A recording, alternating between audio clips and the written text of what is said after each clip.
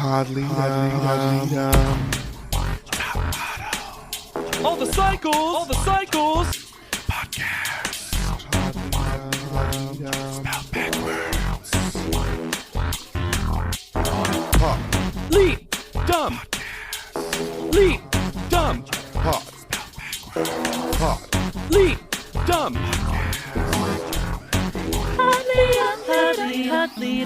Hello, everybody, and welcome to another fabulous fashionista episode of Pod Lead'em. That's Top Model Podcast spelled backwards.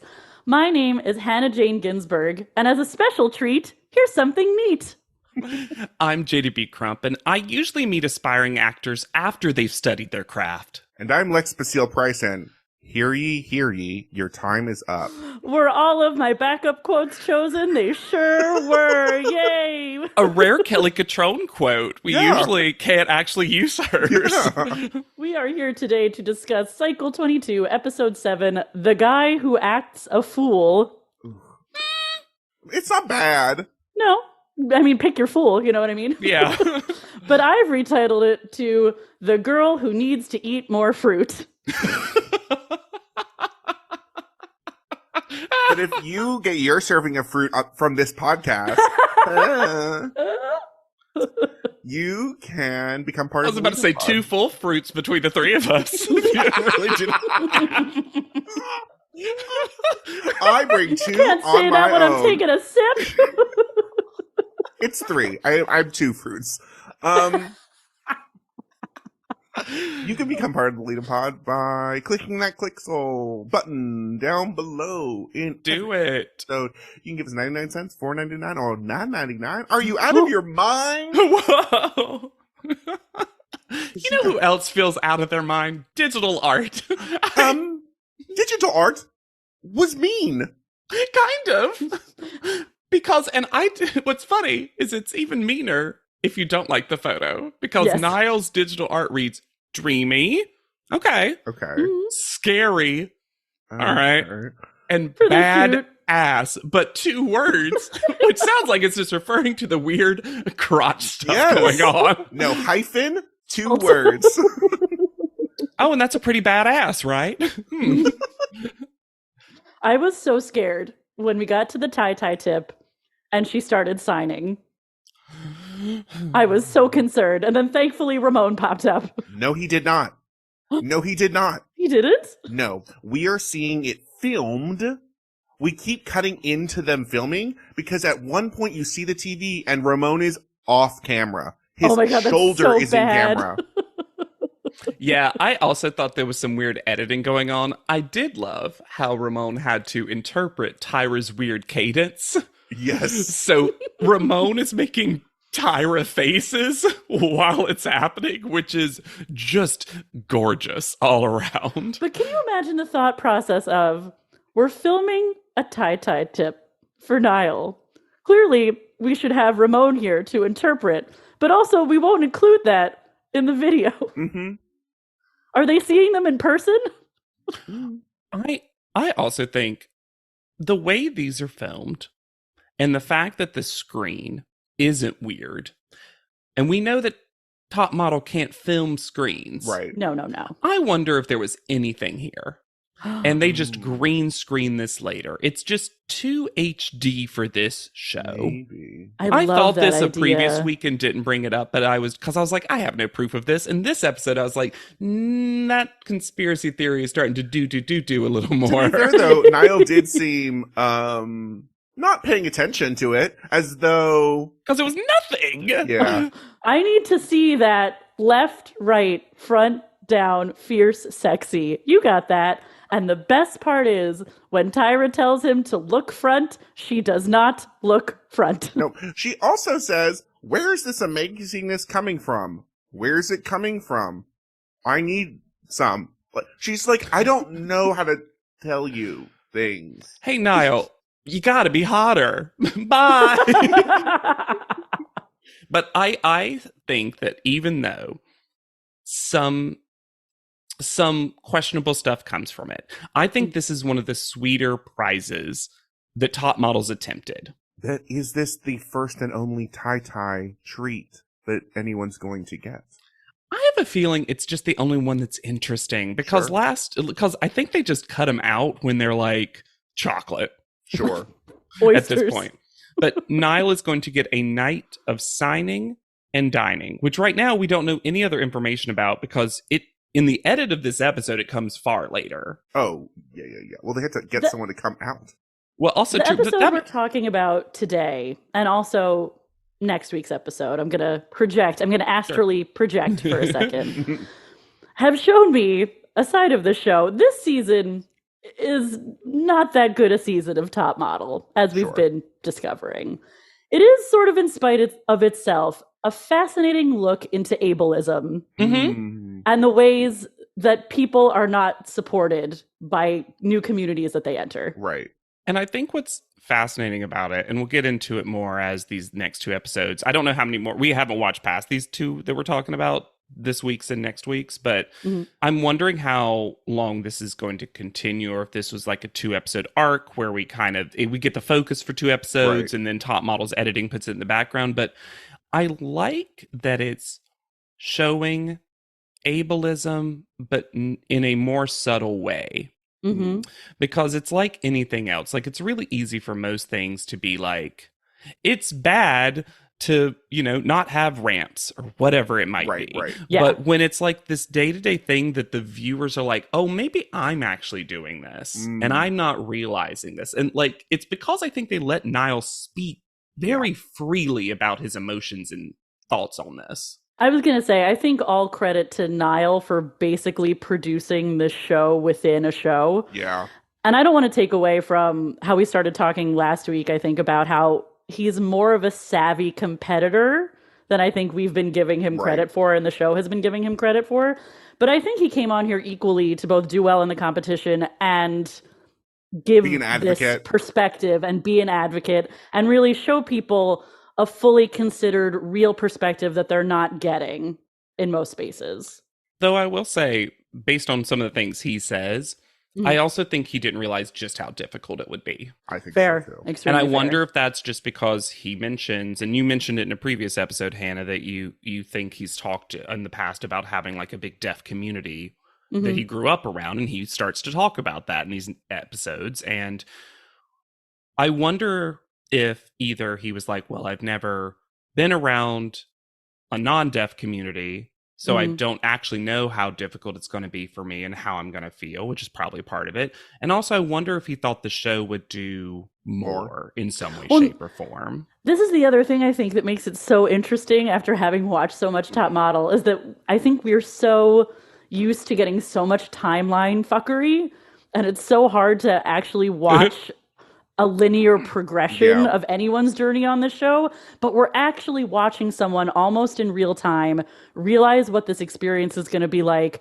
try to mitigate it, try to make the best of it, and get super frustrated in a very clear way that we're not used to seeing from this show. But thank God he's doing self-care and we get to see him in the hot tub. Hubba. Although I'll say far too many lanterns around this hot tub. It's just nice Do to not see like how many lanterns there are. 3 people in that stupid tub. Yeah, it's nice to see an actual relaxing bath with an appropriate amount of suds. Also, I've got to say this about Niall. He is also like, I'm the homecoming king in DC.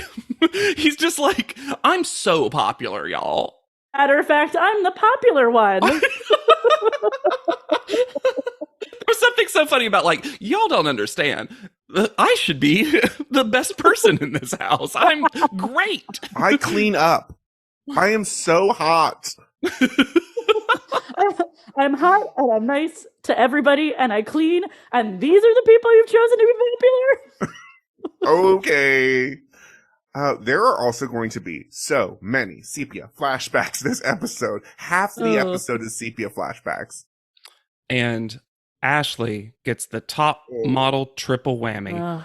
Someone hating on her, childhood photos, sepia tone flashback to casting weeks. And I was like, goodbye, Ashley. You can't survive that hat trick from Top Model. No.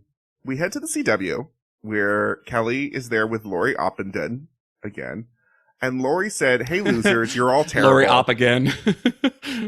So JW used this as his opening quote half of it because the full thing for me is even more gorgeous because the shade that Lori starts throwing before anything happens, because she remembers last cycle. Mm-hmm. I usually meet aspiring actors after they've studied their craft, but you have the opportunity to show me what raw talent you may have.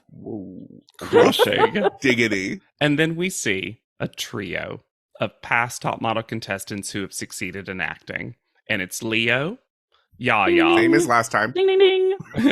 And then, Ugh. to be fair, he did get on a TV show that we talked about, Denzel. And he also got on it fast if they're already talking about it now. He did. Yeah. But what is this picture of Denzel with a huge CB radio? Sat nav phone Yeah. next to a payphone. What was that? Was that from the show? Yes. Must have been, yes. 100%. Was he a spy? I don't understand. Does this show take place in 1984? Also, the room that they are meeting Lori and Kelly in is too green. I love an LED light that changes colors. This was, you couldn't see faces. It was so green. Everyone looked sick. CW said our logo is one color and we are not straying from it. But they're going to be doing a Shakespearean love scene. Shakespearean. Is that so? Top model's fascination with classic structure and modern slaying is fascinating to me. At least they get to pick their partners in the order of call out. Mm-hmm. So Niall picks Lacey. Obvious choice. Mm-hmm. Duh. Mm-hmm. Mame picks Justin. Ooh, wrong choice. Yeah, the problem with this is we learned that it's not just the shows making these duo decisions, it's also the contestants making these poor based on romance decisions. I could see in an explicitly romantic scene, if you are not an actor, which Mame He's definitely is not. Because No. listening to Mame talk about what acting is like is hilarious. Yeah, But I actually, could see Justin if is not the you're- problem in this scene. Yeah, but I could see if you're not an actor and you're playing a love scene, why you would pick someone who you are already physically comfortable with. Yeah. Okay, that is fair. Hadassah picks Beja. Honey. But this scene becomes the best thing of all time. Yeah, for sure. And also, I'm going to say it right now.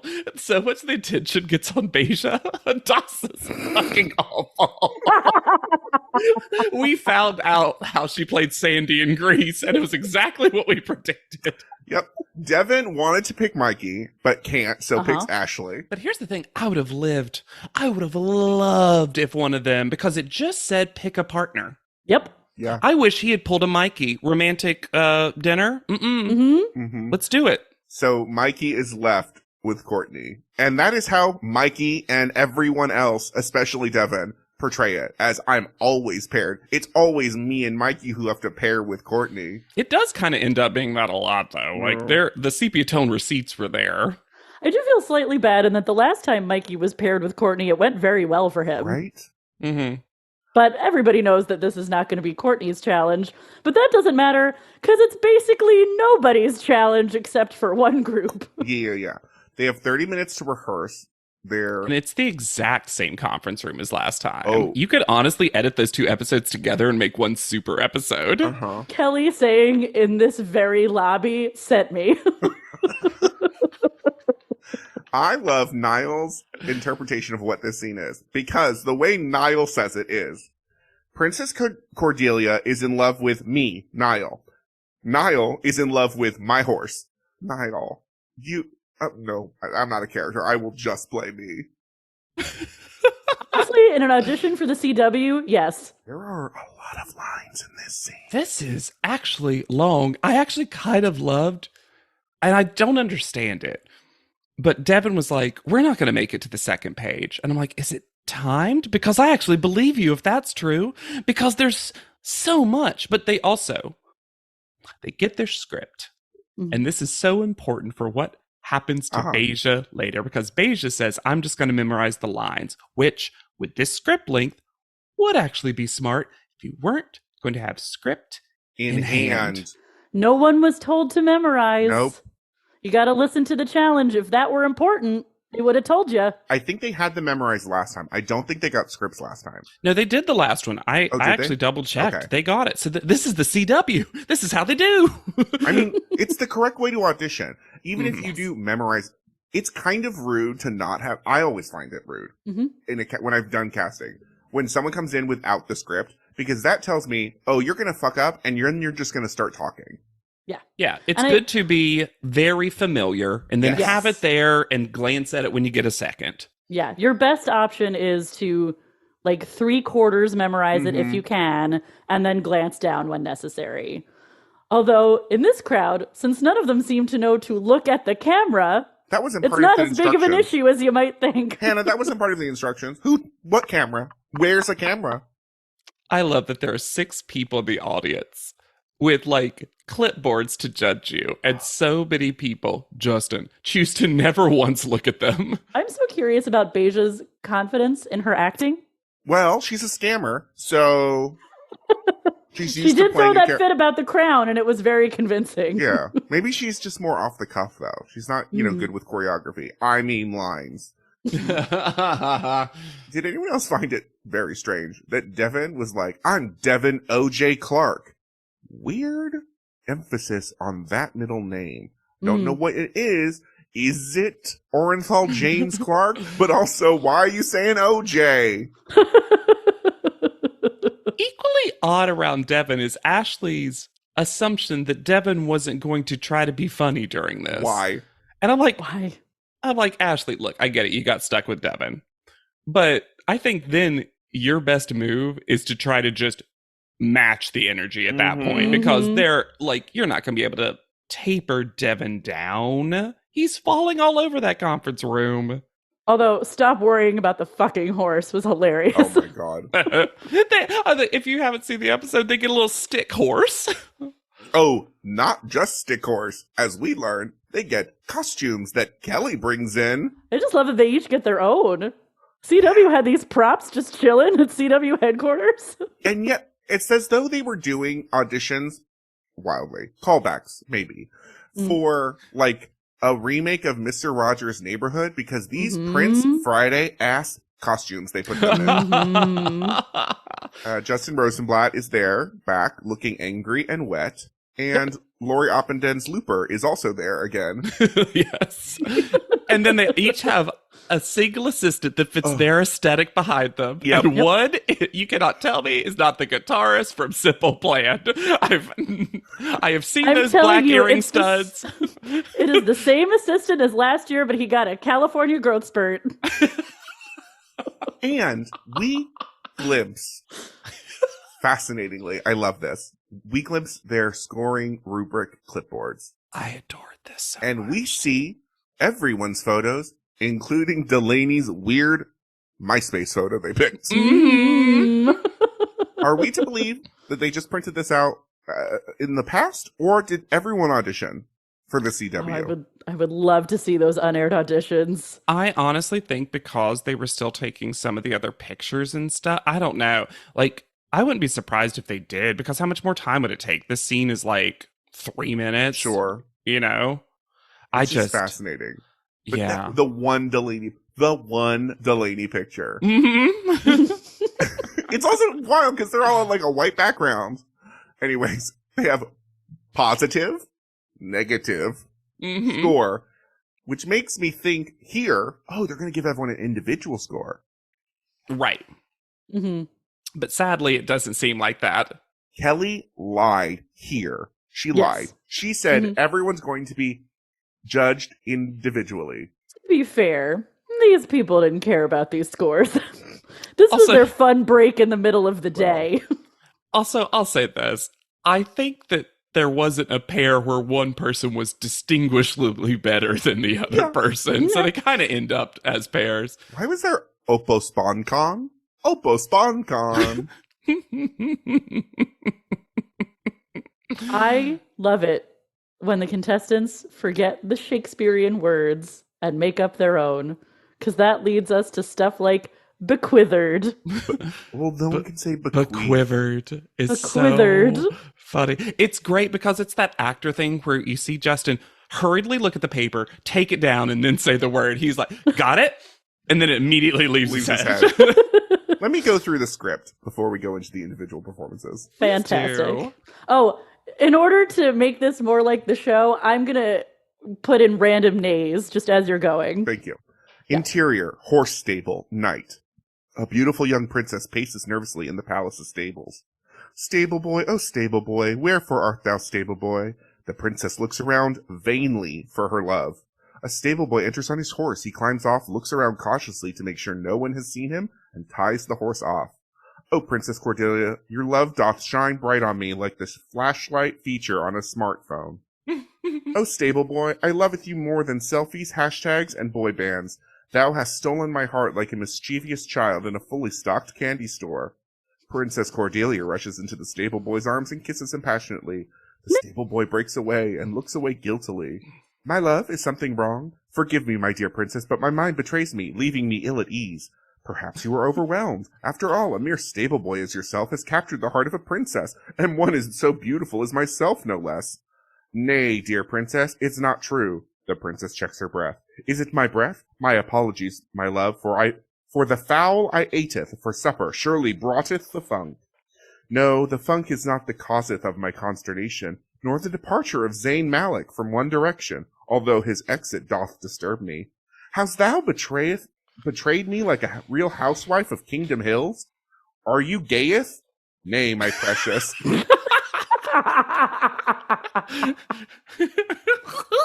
If truth be told, we never saw that line on camera. If truth be told, my heart is bequeathed to none other than my trusted seed, Surrey. The little pony outfits, the cosplay. It all maketh sense now. Come, Surrey, let us ride off into the sunset together. Oh my God, I've been dumpeth for a horse.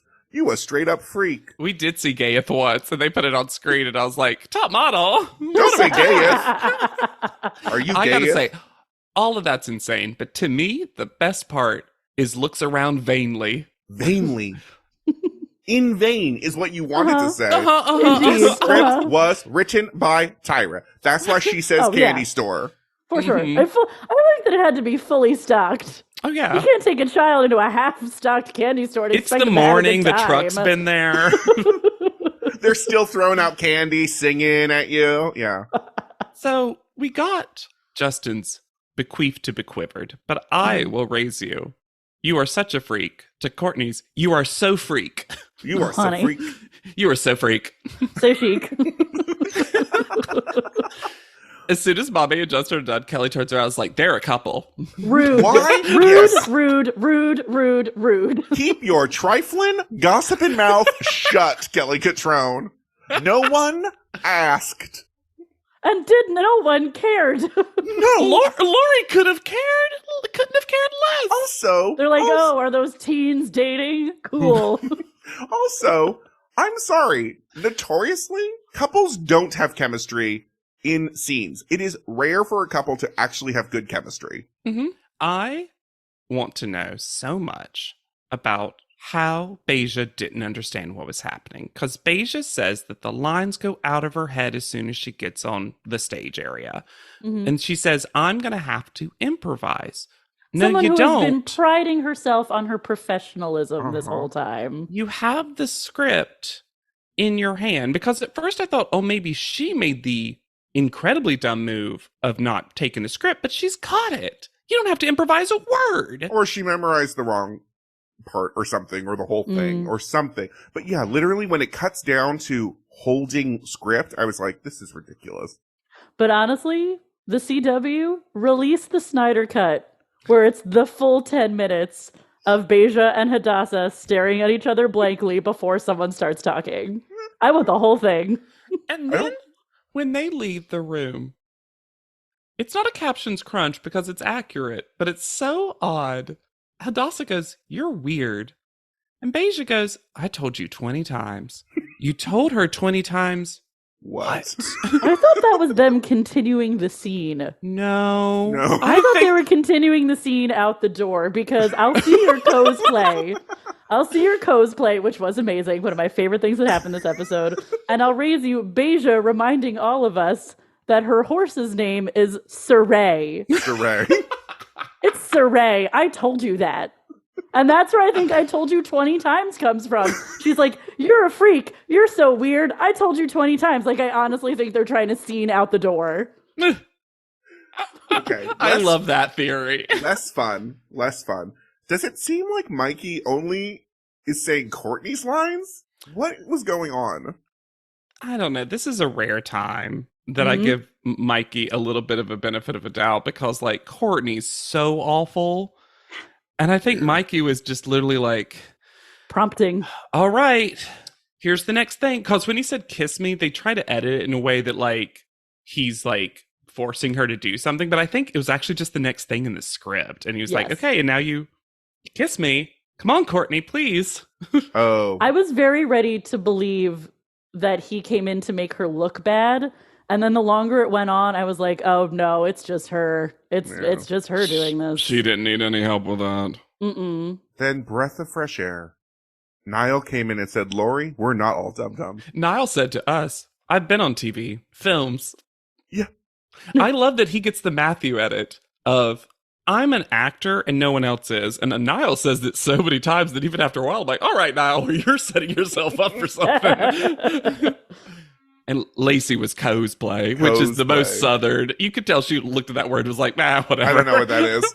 I know we moved off of them, but I do want to say... go back. Something that gave me great joy this episode was how much Lori hated Mikey's hair. Finally. Hated his relationship with his hair, which was fun. Yeah. And Kelly goes, they're a couple. Mikey and his hair. What I didn't like from Lori, and Kelly, but Lori, who fucking cares if Lacey has an accent? Who the fuck cares? Oh, I could only cast her as nice Southern girls. Okay, then she's castable. First of all, you know how I feel, so thank you, Lex. Warms my heart. For a couple of things. The heart of Dixie Erasure. It was your fucking show, Lori.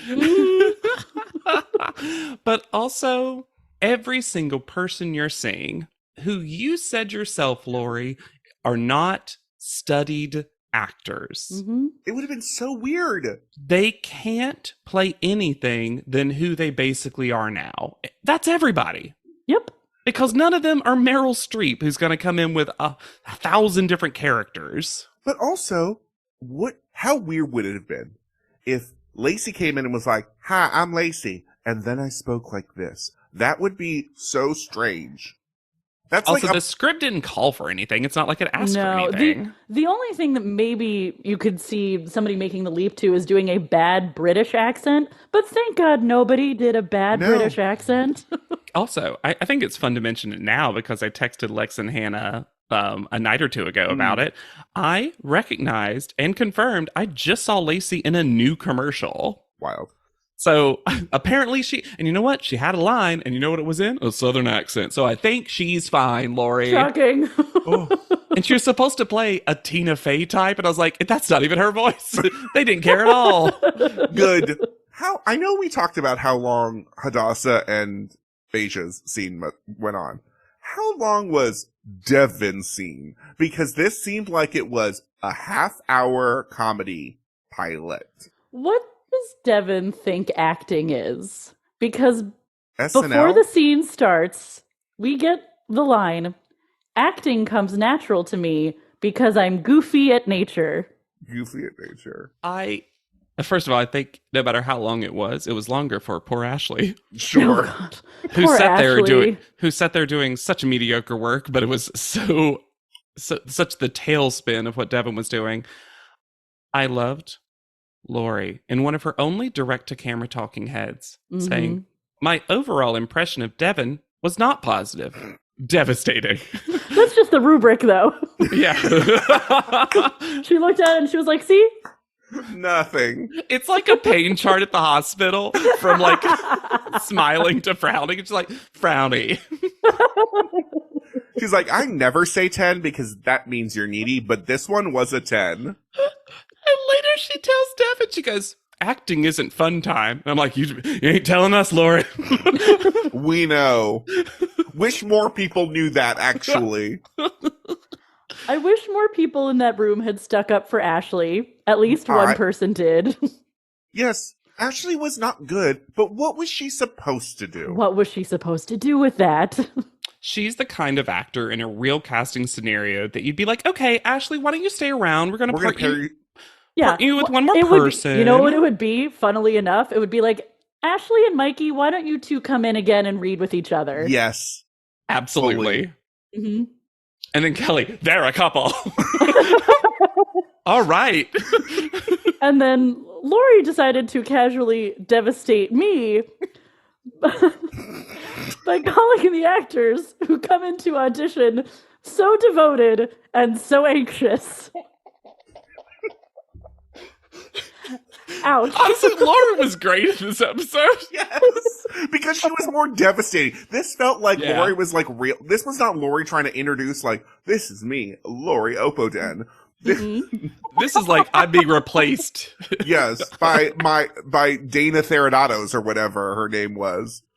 Oh my gosh. I'm sorry, did she own the Oppo phones? Lori Opoden. Lori Opoden.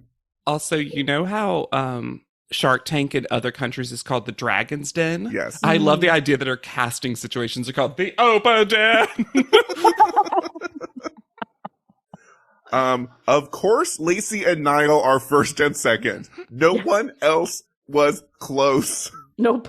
But the joy from, well, there was a winner and a runner-up, and that means no one else did well. Yeah. It was just like, I want to be super clear. We're giving a 10 and a 9. Though I will say, not that she was bad, but having Lacey win is for sure the easier choice, and we all know casting directors are lazy. So of course they're like, oh, we can cast her. We don't have to create, because this sounds bad, but as a walk-on role for the prize, they don't want to have to introduce ASL. That's just not what they're going to do. And it's not going to be already written into a script because unfortunately that's not how life works. No. So of course they're going to pick Lacey. Now, I think she was also good, but when you're like, oh, you can't cast her because she has a Southern accent. She's from somewhere. Can you believe? And then to bolster Lori's critique of her Southern accent, Lacey says, oh, way to go, childhood Lacey. You're fulfilling your dreams. And I'm like, well. And then gives her imaginary younger self a high five. I love that because she kept in the reality of the scene and aimed the high five low. To short Lacey. That's how a winner's made, baby. Also, Lex, I'm just telling you, every bio from now on for me, she's from somewhere. Who knew? That's it. That's the whole bio. I'm glad I start getting content. Yeah, because guess what? Everyone, we hate writing bios too. We sure do. Actors aren't here for fun. We hate writing bios, and we're super anxious because casting directors suck. That's the truth of it. I think, Lex, that you should compliment the one director you've had that changed the bio game and allowed you to not have to write one. Thank you. I make it a rule when I'm in charge of like the programs. I almost said pamphlets, programs, right? I'm not. Yeah. That the bios can only be up to 2 sentences long. Perfect. And everyone is like, oh, it's way more fun this way. 2 sentences, 1 social media, done. I have only had one time fun writing a bio, and it's not that I wrote the bio. It's that I sent them the bio I just have as a file that includes when I was in a production of Shopping and Fucking.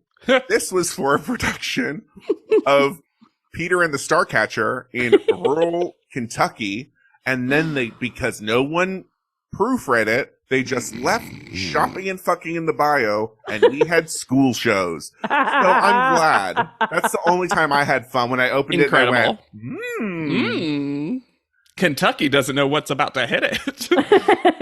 It really didn't with that production. And I wasn't ready to see these fucking challenge scores because this is not accurate. No, the accuracy ends after Lacey and Niall because Lacey gets a 10 and Niall gets a 9. And Niall mostly gets a 9 just because you can't give 2 10s for this. And Mame got an 8? How? Where did you come up with that? That's what gets me. Yeah. Because she wasn't good. But also only her? She also wasn't, she wasn't measurably better than her partner. And then we or get anybody else. 5 people get the 7. The 7 is the score of We Didn't Care, which is Mikey Hadassah, crazy. Justin, wild. Beja, well, everyone should have just gotten at 4s. And Courtney. How? Courtney got better than Ashley and Devin, who got a 6. That is, how did Courtney do that? Also, just give Ashley a 7. She was better than Devin. I can understand giving everyone a 7 and then being like, Devin, you were actually incredibly Punishment disrespectful. Punishment 6. And then Devin said that he didn't know they could go that low. And then I thought, that's wild, Devin. You've been on the show. And then I realized, and I went back, 7 has been the lowest so far. It's so weird. I did a little double checksy too. And yeah, because I was like, no. And so I was like, oh, it really is a punishment score this time. I just feel so bad for Ashley. Yeah. I'm not saying Ashley does amazing this episode, but this entire episode, the whole thing, top to bottom, Ashley should have been 3rd from bottom. Mm-hmm. Yeah, agreed. She exclusively gets brought down by her partners in different ways. And then Devin gets to some fun sentences because Devin's talking about how, 80 agencies, blah, blah, blah, and has his own studio in New York for what? And then it was an apartment. Apartment, I think. I guess, but it's not. Yeah, it's not worded. It's not like clear. That. Yeah. It's worded like you're a painter or something. Yes. And then he quote lost his virginity in the business. What? Huh? Also, and that's horrible. Just like another entertainer? I don't understand what you mean. It really proves his credentials as being a part of the entertainment industry, I guess. Yeah. So, why has Devin, all his talking heads have started like... He's trying to hide that eyebrow. I get he's like looking down his nose at the camera. It's so strange. I don't think we've ever had a contestant not just like face the camera. Yeah. It's almost like the energies... It's like his way of trying to like bottle up what I imagine is a lot of movement in these camera shots. And these close-ups are pretty close. So if you move, you basically blur instantly. I saw a new kitchen sign we haven't seen before. Yeah. There's no excuse for coming up short. That isn't short positive. Strange. No. Did anyone else notice the loungers in the pool, which indicates there's a runway in the pool? Yeah, sure did. I hate a clear pool runway, so I don't like that. I would like to know, I'm assuming that my research was accurate, but there's no evidence that Lacey ever did a walk-on role in a scripted CW show, right? Oh, I couldn't find anything. No. Cool. Yeah. And she's got a lot of online stuff. I was careful not to spoil myself too much, but I think we would know. Yeah. Uh-huh. Oh, I miss those Veronica Mars cameos so much. I know. Ferranda was my favorite. Ugh. I liked Surly Kim too. It's the funniest thing about those two is like Ferranda, if you watch that, you'd be like, oh, someone won a part on something. If you watch the Kim one, you'd be like, she got cast. She got this. cast. Yeah.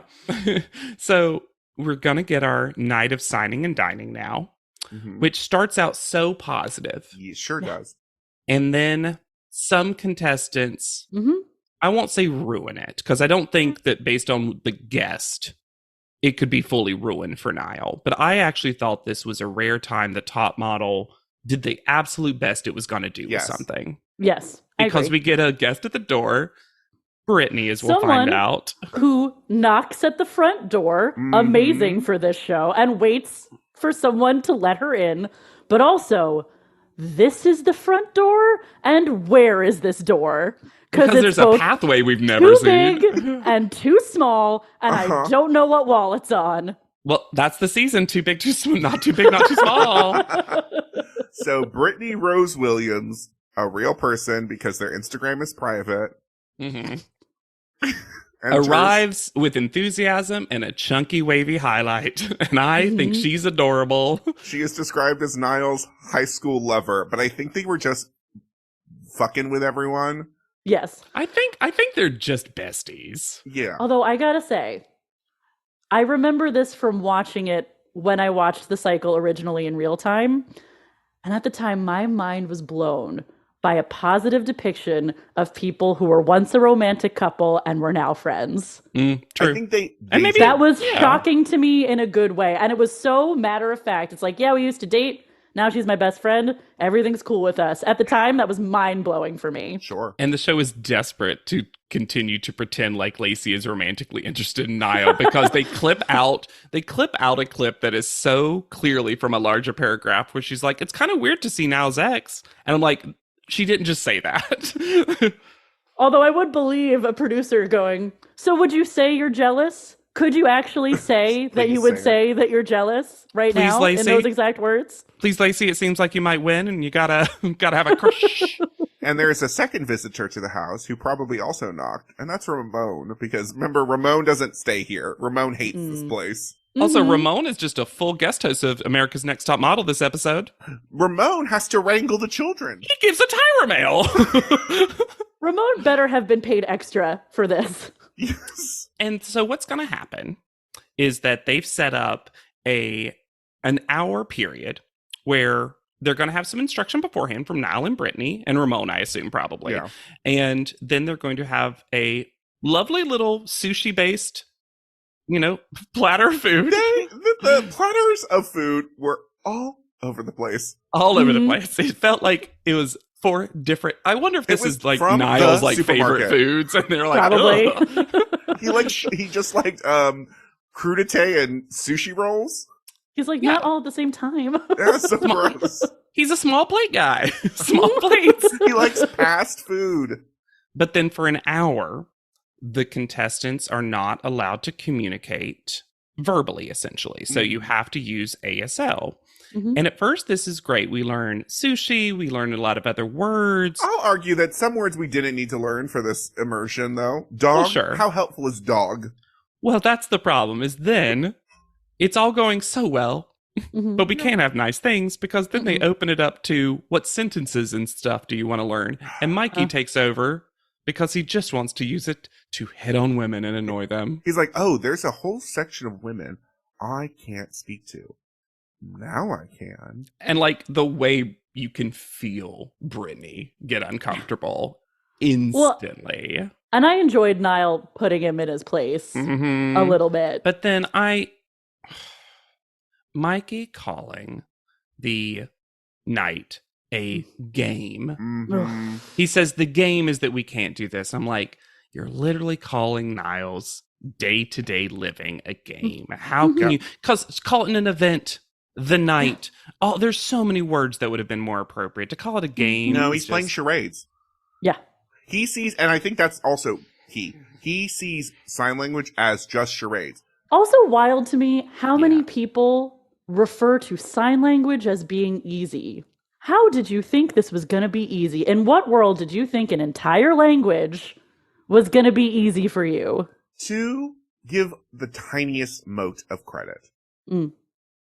When you first start learning ASL, and I know a little bit, I'm not fluent in ASL, but you start realizing that a lot of signs are like intuitive in that they are like very easy to make connections. So to theoretically, especially when they learn like dog, right? It's like hit your knee and snap like you're calling a dog, right? I get where they think like, oh, if sign language is just motions for one, like taken out of context, maybe that's what they're saying, but I agree. I mean, I'll be the cynical one here because that I think is you being very generous.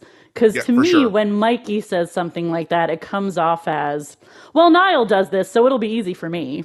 He can't even talk. Like that was the feeling that I got. Oh, and I'm not saying that isn't probably the case. I was just trying to be, sometimes we're just role switching a little bit. Yeah, a little bit. I can't always be the callous, terrible thoughts, pessimist, and doesn't believe that humankind deserves to be here. That's not always me.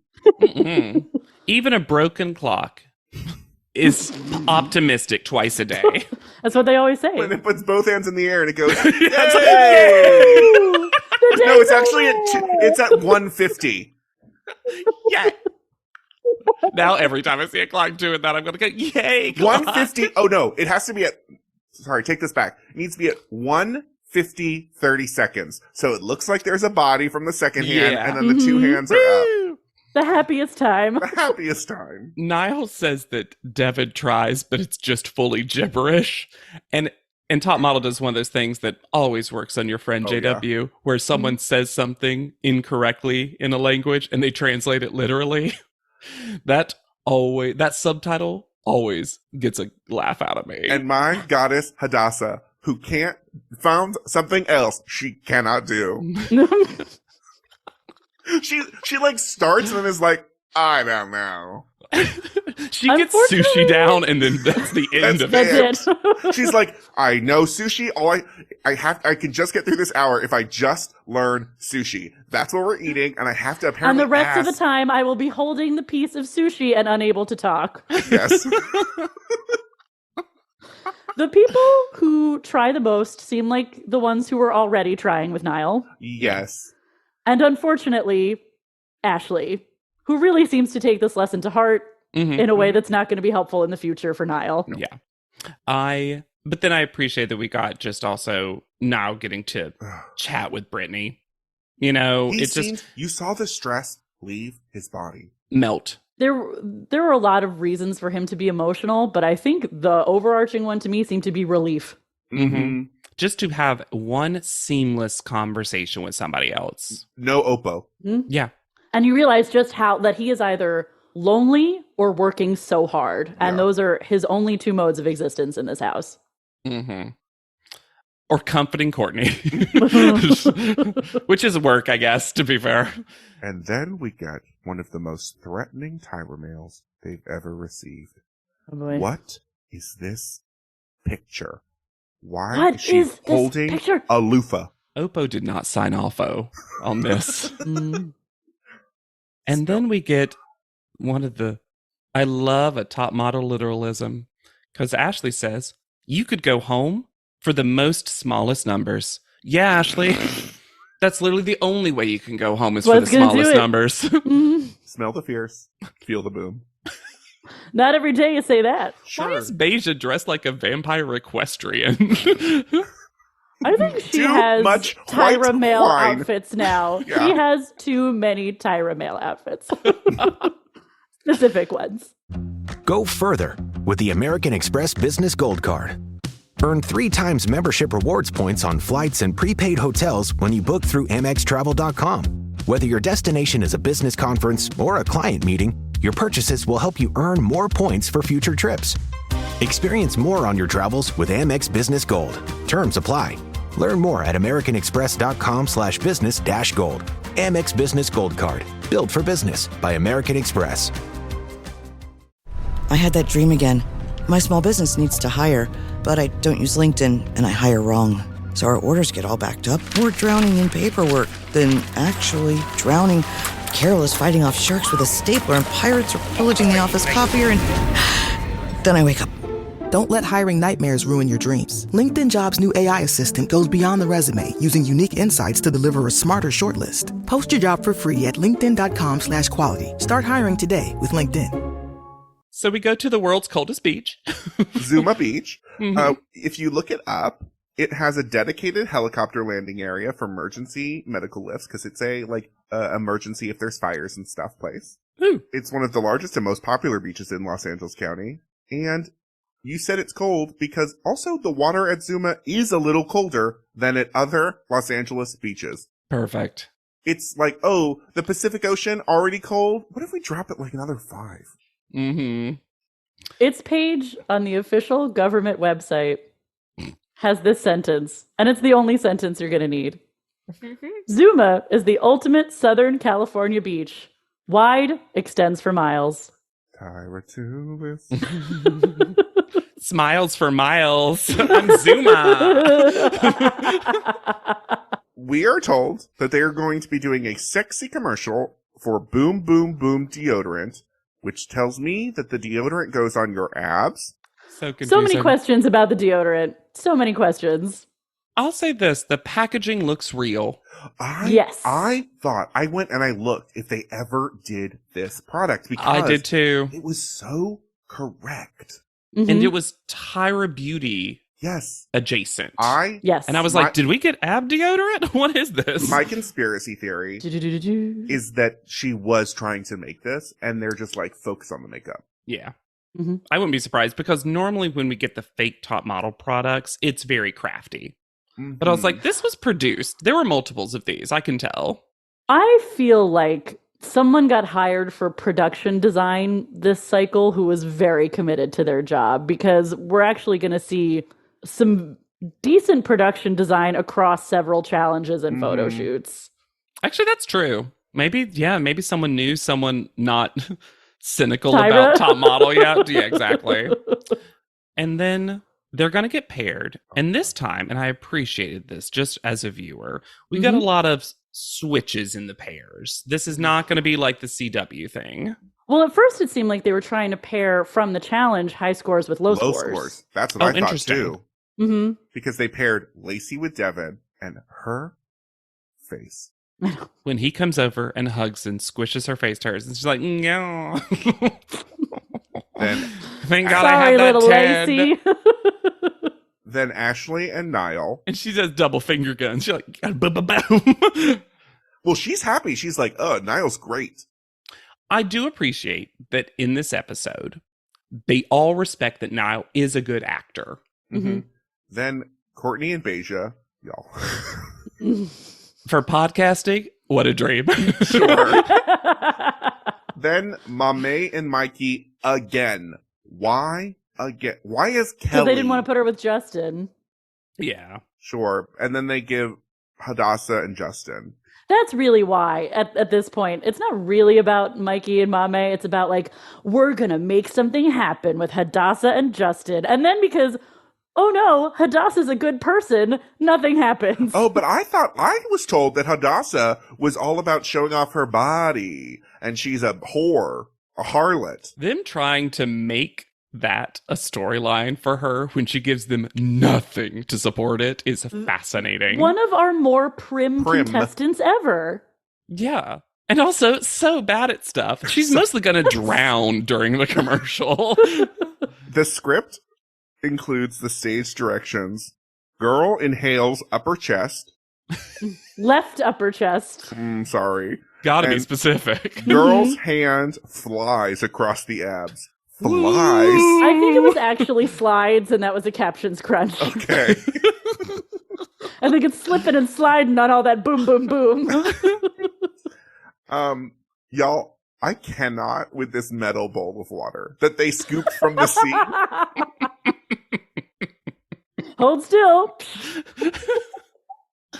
And then this is a classic black and white fabric ad where you're going to be walking through fabric. You're going to be pushing away fabric, running on the beach. It's a lot of actual perfumey It stuff. felt actually kind of real. But the lines are Also just like a so parody bad. at the same time. Yeah. Yeah. Eric Asla is here, so I have to give an Aslact. Yay. After Tyra and Eric broke up, Eric lived only 15 minutes away from her in Los Angeles. Good co-parenting. Yeah. I really thought for a second that was going to be sad and you're going to be like, only live for 15 months more. Minutes. oh, God. He never existed. Whoa.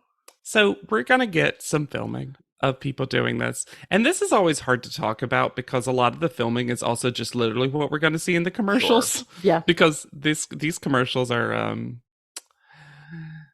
well, we see a lot of them. I will say 2 points that I wrote down, which we did mention, but y'all, we almost saw Hadassah die. Mhm. Yeah. Oh, yeah. He was held under the water. The wave crashes She on her was- while her mouth is open. She was instructed not to get up. Yes. The other thing is not as fun. And that's Mame needing Justin to be jealous and angry and toxic to prove his love or whatever. Yeah, we're starting to get this storyline that we'll get more in the next episode of Mame feels like she likes Justin more than he likes her. So she needs him to From an prove audience his perspective feelings. is wild. Opposite. Fully opposite. We've said the 100%. opposite on the podcast. Mm-hmm. But so now she's doing that rough thing where she's like, he's got to prove it somehow. Jealousy is a way to prove it. So gross. Yeah. But it's like of their age, you know what I mean? I know, but it's also weird when she's just like, I like him more, clearly. And it's just like... And it was interesting because I thought Justin was very cute, really, about all of this. In the Yeah. this is giving me feelings that I have never had before. I thought that was very cute. Yes. And then does a very good job working with his partner in the commercial. Because it also feels like Justin realizes this is work. Mm-hmm. In a way that this show does not teach people, apparently. Well, and I do think like holding those two thoughts at the same time, I think is very important for anybody whose partner is an actor or any kind of performer, in that it's never fun to watch your partner kiss someone else unless it is You're fun. into that. Uh-huh. It's not fun, but it's also not a big deal. Mm-hmm. Yeah. And him discovering that in real time was very cute. Yeah, it made me like Justin a lot more. For me, this was Justin's best episode. He's not a big focus of this episode, but he does well and handles things well. Even without facing that audition room, he still delivered lines kind of well. Wasn't the worst. No. And according to Niall, is one of 2 people who consistently communicates with him. I think one of the other people, Dustin, left. Yeah, exactly. Well, and Lacey. Niall always says Lacey. Lacey Justin every time he talks about it. But of them signing in the background. But I do wonder, that's actually a fascinating point. I wonder if when Dustin left, the loneliness intensified because now there was an additional person that was really making an effort who is no longer. And the difference between 3 people making a big effort, we should count Ashley, so maybe 4, to 3 is like a big enough difference that it's like, oh, okay. Now it's like not even half of them. Yeah. Especially if the person who left was the one that you were connecting with the most naturally anyway. Right. Yeah. So Yusai does a full Abbott Elementary, it's so awkward watching them run moment where he looks straight to camera. He's like, can you believe it? I loved it. And then Eric ignores him. Eric is like, what do you work on? I'm still working. Yeah. He says something about, I think it's Courtney. Yusai says, like, oh, that's awful. And Eric was like, it wasn't that bad. It was Devin. Oh, it was Devin. Great. Which is so funny, considering what we're about to see, which is one of the best, worst commercials in top model history. I do think that Niall has made Yusai a better coach. I agree. He has had to evaluate himself in a way that I don't think Yusai has ever had to do. And the result is much better coaching. Although he does tell someone to paint a story. Paint a story, write a picture. But he that does palette. He does such effective coaching for Courtney. Like, she gets better because of things he says. We see it in real time. By the end of the commercial, you're like, Courtney's kind of it. I do love the one time where Courtney, and this is him helpful.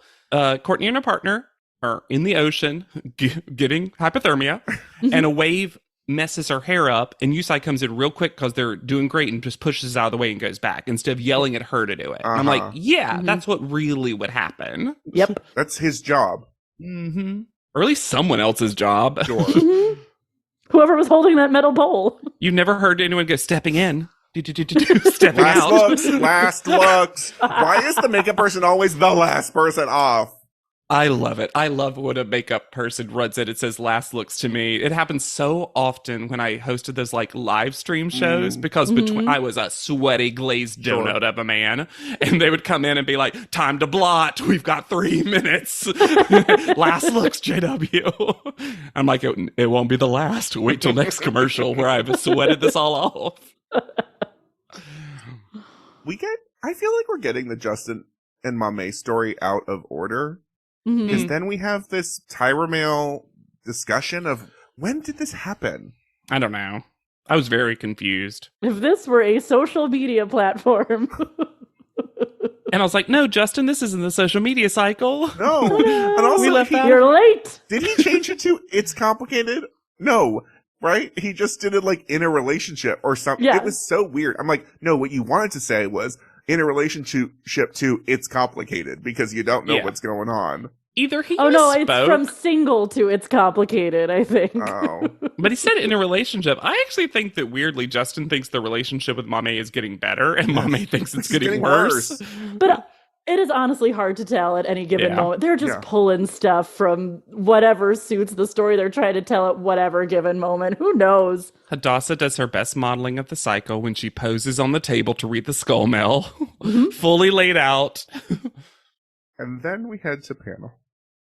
Can I actually say I liked Niall's extremely limp-wristed bye-bye for the skull mail? He like flops his whole hand. Like, bye-bye. When we head to panel, Tyra is wearing a one-sleeve pantsuit with a peekaboo yellow shoulder pad. And I think that was chartreuse. That was an aggressive color. And also, only one side of the suit has a collar? It is a yellow shoulder pad that does not match the yellow of the pumps, which made my eyeballs twitch. And it's like, of all the outfits, it's fine, right? Comparatively. But why is she leaning into Star Trek? This is Deanna The shoulder Troi. pad storyline is weird. That young Guinan series that never happened. I agree, though. If you could take off the yellow from the clothing and just gray, asymmetrical, quirky suit, yellow shoes, I think this would be her best. Yeah. And this is the point where I realized, wait a second. Why wasn't this fragrance? Why was it deodorant? Mm-hmm. It's weird. Mm-hmm. Someone in the Discord pointed this out, and I'm sorry I don't remember the name to give credit, but I remember we talked about how much we love Miss J's yarn thing. The brooch of the current outfit previews the color of next week's outfit. Love. That is so good. clever. Like they're being made in real time. That's amazing. But it wouldn't be top model without some fun with the lines. Tyra said these turned out stupid. But we still expect you guys to work it like the fierce models you are. This ADR got recorded in a bathroom right after Tyra took a hit of a joint. Like, what? This is the worst it's been in a long time. Yeah. This is real. This is the last cycle energy for Tyra. Then also, I think it's worth noting that Mame is dressed like Wednesday Addams. We haven't talked enough about the fashion on the show. This is not a group of stylists. We've got Justin and Lacey, end of list, I think. Yep. Yeah. And Niall newly showing his arms. This is how Niall's always wanted to dress. He's just like, you know what, guys? Tank top, beige. And they're like, sex. Yeah, seriously. He's like, I guess I'll put up all my fun prints. I don't get to smile either, You should have Justin. gotten a deal. I hope Niall got a deal with Swish Embassy after the show. Or wait, what's that like men's brand of shorts that with all the fun patterns like Chubbies or something? Yes. That's what I want. I feel like that's the vibe. When Mame and Mikey are first up, this is where I realized how much talking was in this commercial. Oh, yeah. Way more than I realized too, though, Lex. We're more than there should have been. Smell my fierce, feel my boom. Should I? Boom, boom, boom. Triple action.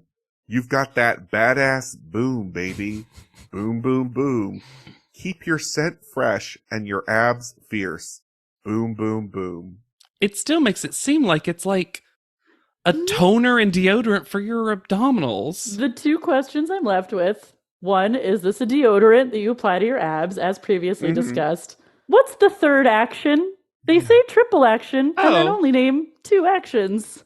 Tyra couldn't help herself and make a 2 list. Also, my favorite line is, should I? Touch my boom. Could I ever? Would I? Coulda, shoulda, woulda. Mikey loves watching himself so much. He is Mikey His face comes up on that screen and he's like, oh. It's my favorite person. Me. And also, it was so weird to have them also ADR their lines. Yes. And then Or I make wish them- we would have seen it. Yes. Or they just didn't move their mouths. If we had had this as like, just thoughts of, because it's fragrance, right? Fragrance can be anything.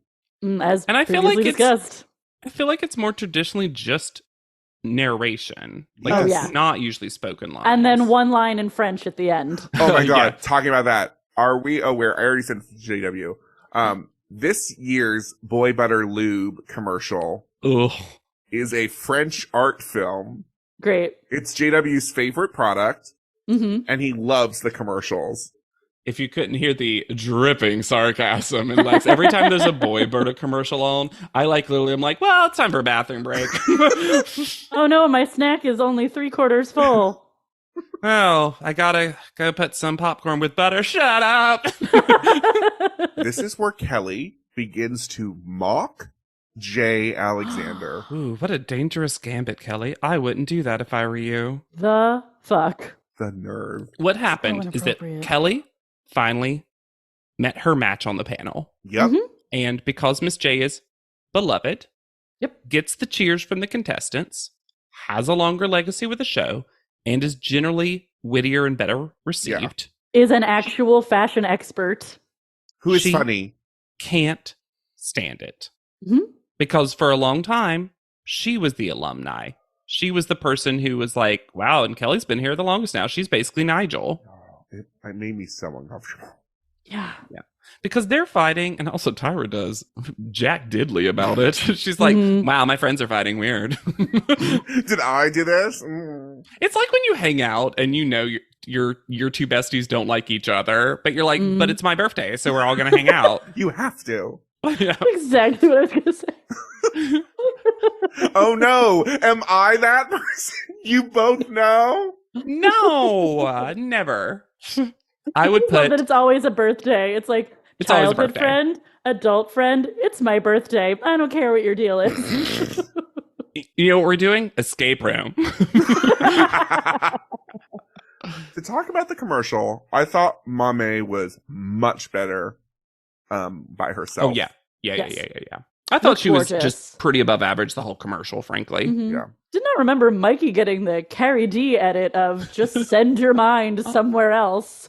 Oh, we He was forgot that shaking. lesson. I felt bad. He was shaking so hard at the end, and I was like, But Tyra mocks Why him. didn't you just Yeah. send your mind somewhere else? Come on, Mikey.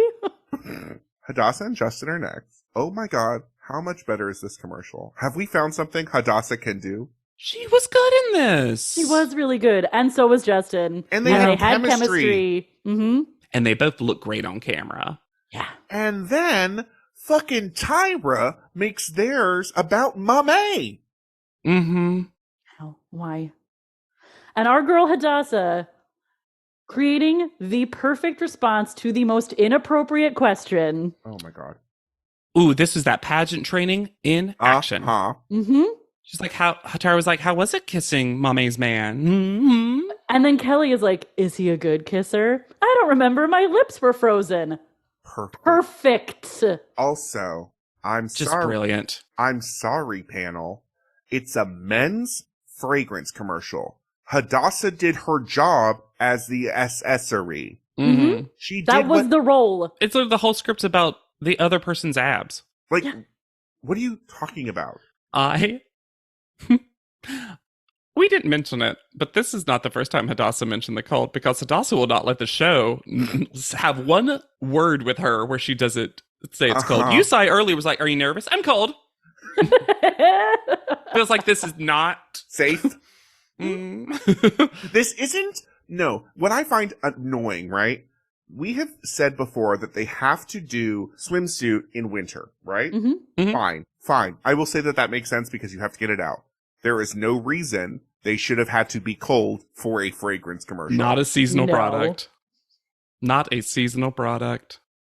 And you would think you would want to do something where he was working up a sweat. Right. Oh, yeah. Tennis? No, it's sunscreen. Maybe that's the third action. It's also sunscreen. It's SPF, sure. Just for the abs, though. Yeah, Don't burn those pits. Notoriously sunburned. Beja and Courtney are next. And Oh, Beja. This attempt at producing that goes awry for Beja. Beja brought an apple Uh-huh. for Kelly. And y'all, An undehydrated one. undehydrated apple. She rehydrated the apple. Beja, Kelly didn't remember what the fuck she said. I love that Kelly doesn't remember her own Kelly This was story. so much more important to Beja than it was to Kelly. And then the reveal that it is not an apple, it is a nectarine.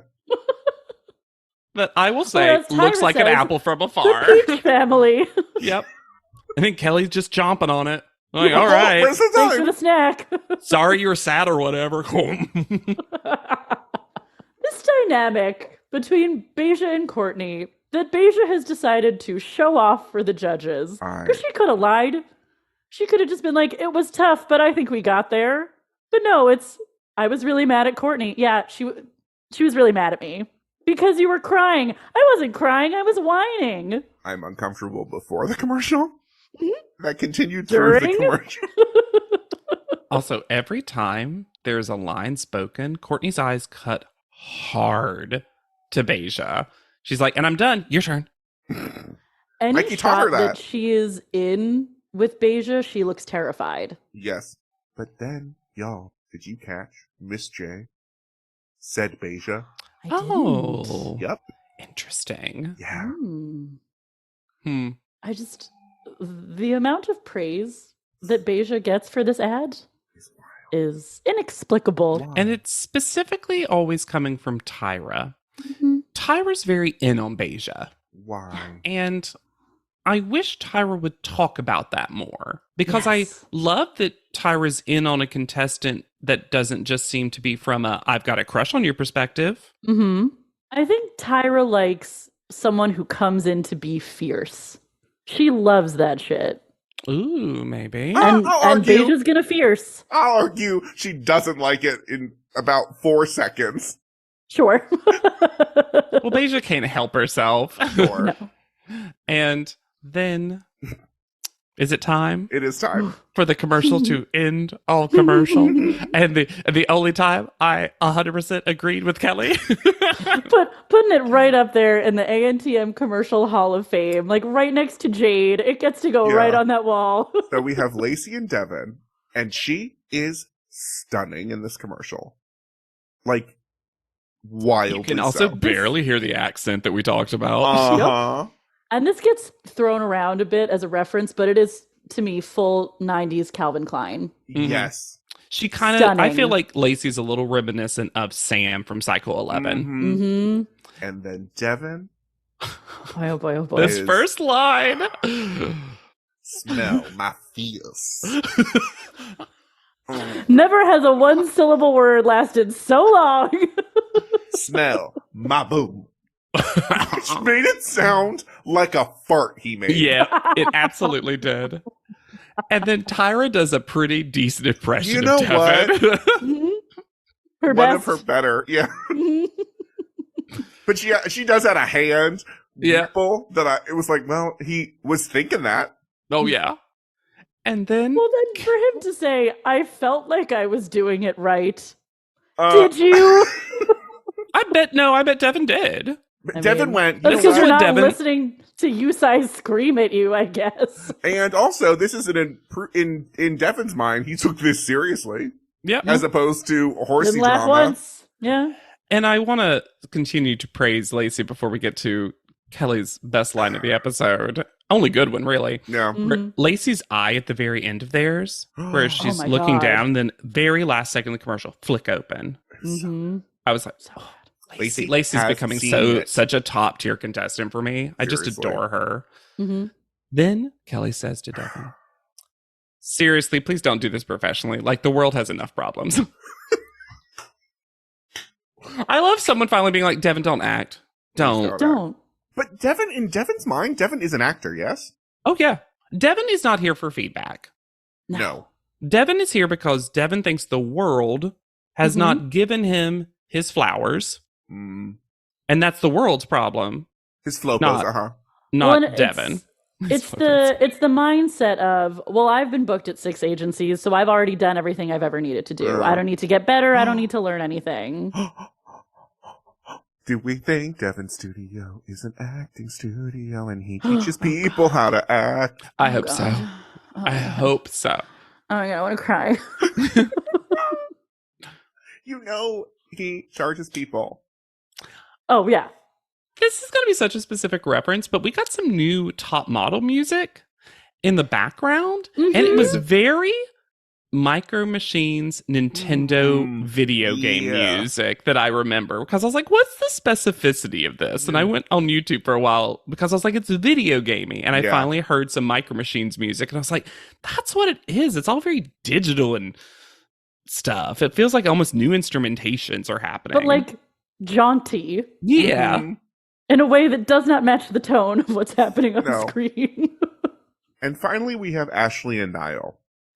And there's a way this commercial could have worked, but the way they chose was very awkward. Yeah. Why would they not just have her also sign the lines? Or do it all in voiceover? Mm-hmm. Yeah. Like, I like that, you know, we had this discussion recently. I don't know if either of you saw the stuff about the ASL version of the Barbie movie. No, I haven't seen it. So the Barbie movie, on whatever platform it's streaming on, they did an ASL version where there's an interpreter in the bottom corner the entire time. And then there was this discussion about subtitles versus ASL interpretation. And people are like, why doesn't anyone who speaks using ASL just read subtitles? Like, isn't that part of the reason?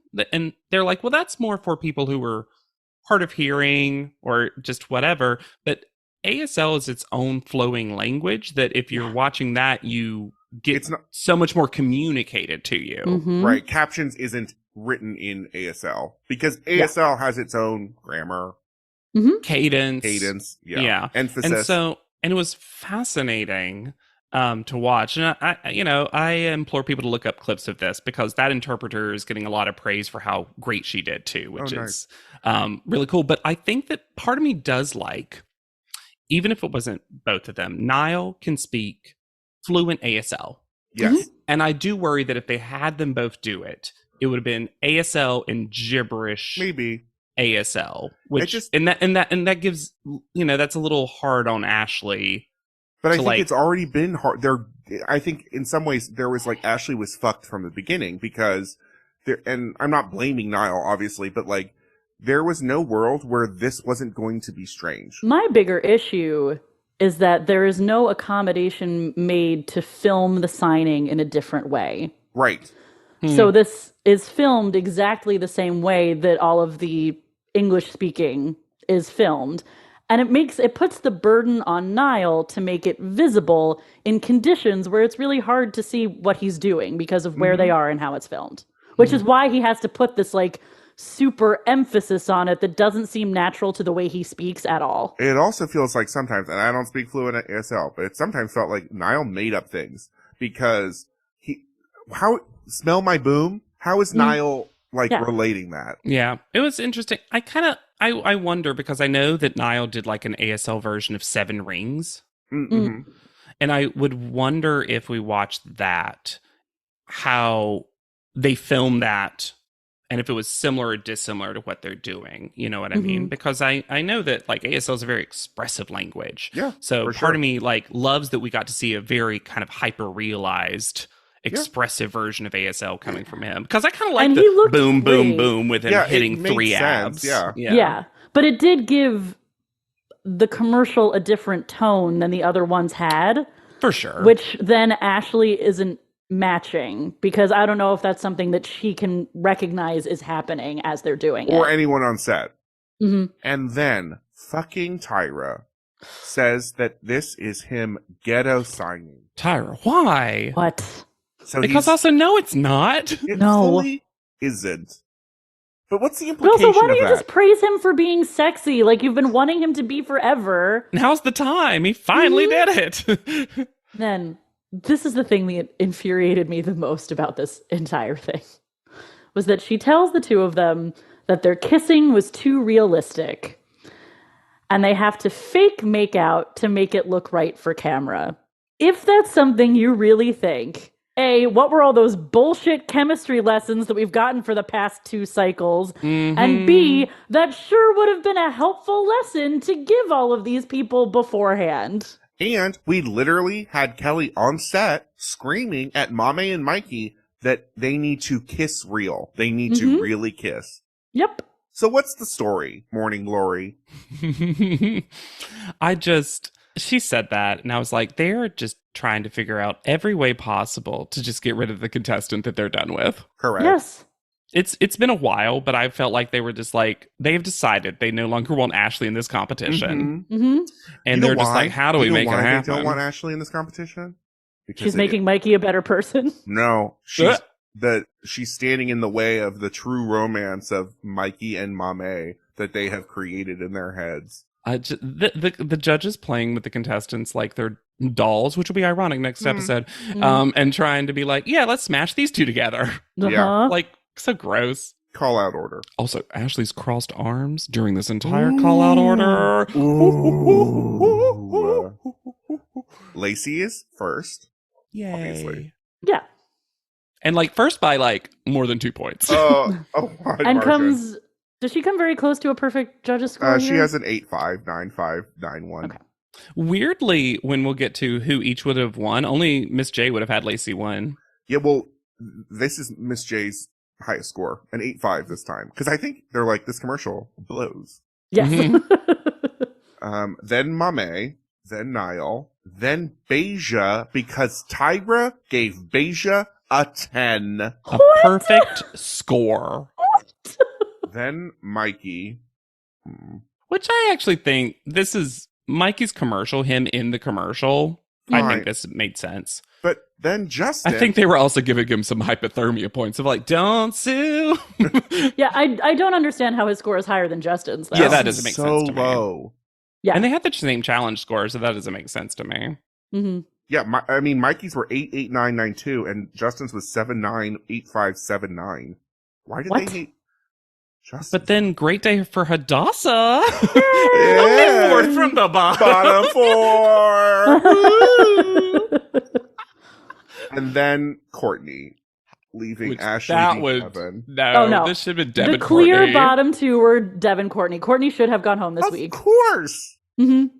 Part of it is just that Devin and Ashley, who were in the bottom two, both had a 6 for their challenge score. Yep. Then we have ADR about Ashley having sleepy energy.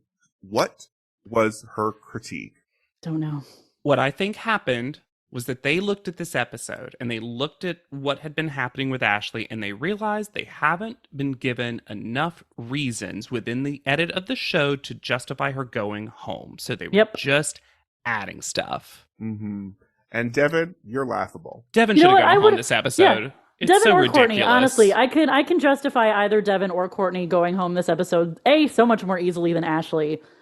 But give him the CW punishment. He pissed off your CW overlords. Yeah. Send him home. What I find fascinating is if you remove the challenge score, this is the same order, except Niall is below Beja and Mikey. Yeah. So if you're going individual judges, these are all over the place. Oh, boy. Miss J, Lacey wins with an 8.5, the highest Miss J's going to give. And Hadassah goes home because Hadassah can never truly have a win. Oh. Tyra. When you've seen the other ones. I think that's why Miss J was like, Hadassah cannot model. Fair. Tyra, Beja wins with that perfect 10. And Ashley goes home. By a huge margin. Yep. Mhm. Kelly, Mikey, or Mame win. And Devin or Ashley go home. Kelly given same scores. She's like, wasn't Catrone's fault. She's just eating that nectarine. I'm in a good mood now. I've got some blood sugar. I will say that I am glad that Ashley is free of Mikey. He was not her downfall the No. way I thought he was going to be. Turned out Devin that was was. Devin. Uh-huh. I will say, I actually cried a little bit when she said that she came Yeah. here for Ming Ming. The photo of her and Yeah. her sister was so lovely. Mhm. And obviously that relationship is so important to her and so beautiful. And it seemed like from this, and I don't know what Ashley has said since, that this was actually a positive experience for her overall. Yeah. Yeah, seems like it. Also, we have one weird edit that I don't think we've ever seen, where when Tyra's talking to Ashley, she talks about old Ashley, and then we get a picture-in-picture of old Ashley looking at new Ashley. So strange. I hate how mean they are about her hair when she came in. Her hair looked fine. I'm sorry, it comes across real racist. It does. Mhm. It comes across very like natural hair, not here. Mm-hmm. Yeah. So Ashley Molina, after the show, she's been in Indie Magazine, Traffic, and a cover and spread of Astound Magazine. She's modeled for the Bonnet Collection, the Femex Conformist Lookbook, and the Mute Shop. Ashley Molina, then triple underscore is her Instagram handle. I will say, I think she did a hard reset at some point because all of the social media has very few followers and very few posts. Like this is very new. Her Instagram's earliest post is 2022. It seems legitimately hers, and she's even posting current stories. She also has an X profile, a Twitter profile, and a TikTok, but it's the same thing. It only goes back to about 2022. So it seems like there was just a hard reset of all the social media at some point. And in almost all of her bios, she says, "Spread love. It's the Brooklyn way." It's very cute. Honestly, Ashley's one of the ones that I've been able to come up with the fewest information on, and it seems like maybe that's by design. Sure. I'm not implying anything nefarious or whatever. I just think that she did a cleanup of all social media. I saw somewhere in my very limited research that she had recently given birth to a child, and I wonder if that led to kind of a reset on socials. Maybe. I will say her first post says third time's a charm. Maybe indicating she's done like that kind of before. Yeah, maybe. And what's funny is she's not the last contestant on the Where Are They Now who's done some social media resets. So for something about this cast, they love to cleanse their social media profiles and then start anew. Ashley, I feel bad for because I feel like she got on the show, and even though it does seem like she had a good time on the show, I couldn't find her saying anything negative about ANTM, but she also isn't someone who's like talking about it a lot on social media. Right. Again, it's all fresh. I unfortunately think she's going to be one of those contestants I don't remember a lot about because I think a lot of her stuff was related to other people. Yeah. She got kind of swallowed up in the house dynamics and perpetually underrated by the judges, as I predicted from the beginning. For some reason, I don't think the judges ever let her be quite as good as she was. And I'm not saying she was an amazing model by any means, but it seems like they were constantly at least slightly, if not more so, undercutting her and her performance. When I think back, right, not looking, when I think back of like her memorable pictures, the most memorable one, and maybe it's recency bias, was the geometric, the no filter, only not because it was successful, but because it was impressive. And I can't think, and then the only other one is like the military one, which is so bad. Well, I can remember her ghost where she was a perfect line. She's another one who I think would have benefited so much from being on a traditional female-only cycle. She needed way more coaching for sure. An earlier cycle. Yeah. For sure. Yeah. You know, she kind of reminds me of in terms of how the show treated her, as well as some of the, I won't say storyline, but just like kind of the character arc is Destiny. Remember Destiny from the college one, I believe? Like, I feel like she was also underrated. Shared some backstory. And then after a while, they were just like, and we're done. Well, it felt like, yes, in similar to that, it was that once her story, like there was no more story to get out of Ashley, there was no reason to keep her because she wasn't the best at modeling. Exactly. But I am relieved that, unlike Destiny, this seems to have not caused psychological damage for Ashley. Yeah. That's the biggest difference, honestly, is that Destiny, like, seemed like she was like, because remember Destiny's photos after she got eliminated were all like her not trying, which was amazing. Hilarious how much she did try. But I feel like Ashley, like, I'll be really interested to see how Ashley is presented on however the comeback episode is presented to us. And if you think we're hilarious, just like Destiny's photos were, you should rate, review, and subscribe to this current podcast episode. We love hearing from you, your hot takes, your iced tea. You can reach out to us at podleadum@gmail.com or send us physical mail to our P.O. Box. P.O. Box. P.O. Box. Our OPO box. Our Oppo box. Oppo box. Oppo Popo. Our No, Popo. I'm going to miss Oppo when we Maybe get done Popo with the Oppo. cycle. That's what P.O. stands for. Popo Oppo. The true star of Cycle 22. For real, though. I know more about an Oppo phone than any other sponsor we've ever come across. You can find me anywhere at Yet Charming. I am on Instagram at Hannah Jane Ginsburg. And I'm on TikTok being tagged in so much wonderful content by y'all. Y'all are producing bonus episodes for us, as you've heard, at JW Crump. Okay. And be sure to use the hashtag PodLeadem. And don't forget, like I did on the last 2 TikToks, to put hashtag PodLeadem whenever you post about us. Oh, yeah. And I don't know if people know, but like on TikTok at PodLeadem, like we're doing all those behind the scenes clips. Yeah, all so that if you're stuff like, on Twitter is now moved to TikTok. Exactly. And like we present those in the Discord a little early, but then Lex puts them on our official TikTok. So if you're like, I'm not a Discord person, Sure. but I want to see those behind the scenes clips, TikTok's the best 'Cause chance you to do know- so. You cannot confine Lex to a single platform. No. That lexicon is going to spread. And there is a reason I will join these social medias, not to do them a lot of the time, but because I want to lay claim to Yet Charming, so it never has to be anything but anywhere at Yet Charming. But you can also follow us at PodLeadem, and that's where all the clips are. Mm-hmm. So for PodLeadem, the name of our TikTok, you can... I've been Lex Basile Price. I'll be Hannah Jane Ginsburg. And I'm JW Crump. And we'll see you on top. PodLeadem is not endorsed by America's Next Top Model, Tyra Banks, 10x10 Entertainment, or any of their subsidiaries. It is intended for entertainment and informational purposes only. America's Next Top Model and all names, pictures, and audio clips are registered trademarks and copyrights of their respective trademark and copyright holders.